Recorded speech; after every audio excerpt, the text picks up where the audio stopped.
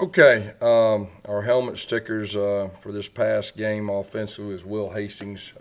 He had a touchdown. He made really a circus type catch on that third down where he turned the other way.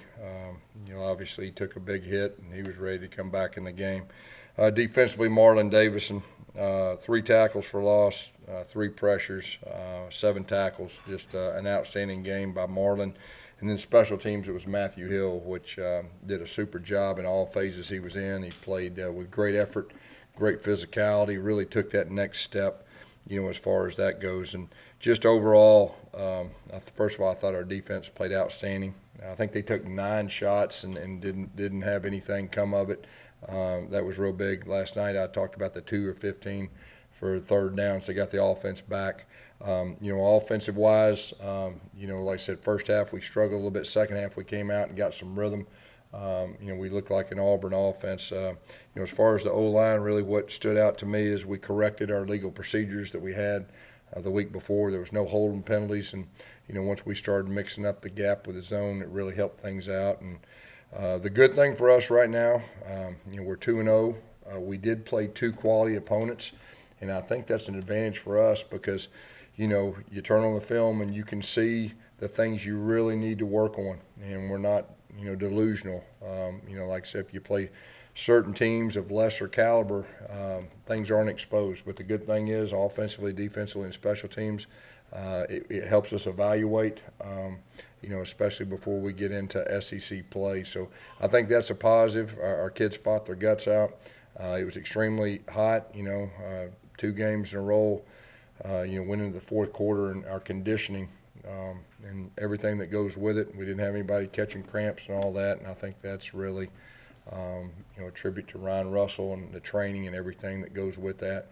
But we're happy to be 2-0. We do have things we've got to work on in all 3 phases. We're definitely committed to that, and we've got our mind on our next opponent, for this week. Questions? Do you have any additional clarity on Sept's availability? He had a shoulder issue. Right now I'm not ready to say anything about this week. Hopefully later in the week I'll be able to tell you more. We're hoping we get him back, soon. But is A&M a possibility? Yeah, I'm not ready to say yet. Get me a little bit later in the week, and I'll be able to be a little bit more direct. Yes. You guys, both of the first 2 games, have made adjustments on the running game at halftime and been much more productive running the ball the second half. How important is it to start getting that done earlier? Yeah. Or can you make those adjustments? Yeah, there's no doubt you can, and we will get better as the season goes on with that. Once again, we had an opponent that did some different things than what you expect, but the good thing is there was adjustments made, at halftime. But we've got to be able to run the football more successfully in the first half. We definitely know that, and I expect that to be better as the season goes on. I mean, like I said, we're still a work in progress, but I think this group has the makings to be a pretty good offense, and so we'll continue to strive for that. You mentioned Matthew Gill and special teams got in the game a lot more on offense. Stepping up in special teams, is that a key to trusting him more in the regular offense as well? I think so. I mean, I think there's a maturity part that he's starting to take that next step, and so that was very encouraging. And he did make some plays when he was in there on offense. He played with physicality, blocking, when he was on offense too. So overall, he probably had his best game since he's been here. Where do you like him best? You think of him as a 2 or?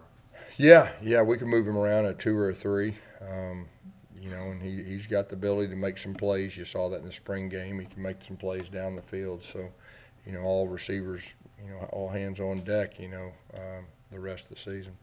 Is your graduate transfer receiver, Zach, making any progress? Yeah, he is.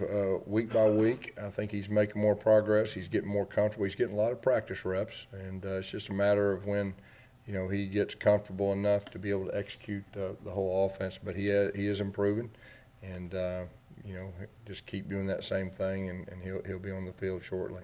What do you think the issues were running it zone? I know you guys did a lot more gap stuff, like you said, in second. Yeah. But zone, what do you think the issues kind of were? Well, I mean, there's a couple different times. Sometimes we got, a certain position got beat. They blitzed correctly. Gave us 2 hard looks But that was really the main thing. And then the big thing for me is we never got really into pace but about 2 times in the first half. You know, a lot of times that's when we're at our best. We stay on track and everything that goes with that. How frustrating was it with the clock malfunctioning there in the first half? Two games in a row. You know, we have a positive play on first down, and we're ready to pace in second down, and something happens. I mean, that was a little bit different. So hopefully we can get that corrected. How good was it for Will to get back in the end zone? I know that's his first time, I think, since the UCF game in 17, but just making that play to spin move and getting in the end zone. Yeah, he made a really good catch, and then you're exactly right. He made a guy miss, and he spun in the end zone. I thought it was a big-time play. And like I said earlier, the catch he made, that, you know, we really felt like we had a chance for a huge play, and our quarterback got a little pressure, and he had to throw it early, and he just flipped his head around. It was really unbelievable, too. So, you know, when he's on the field, you know, he's a guy that can get open. That's probably the best way to put it.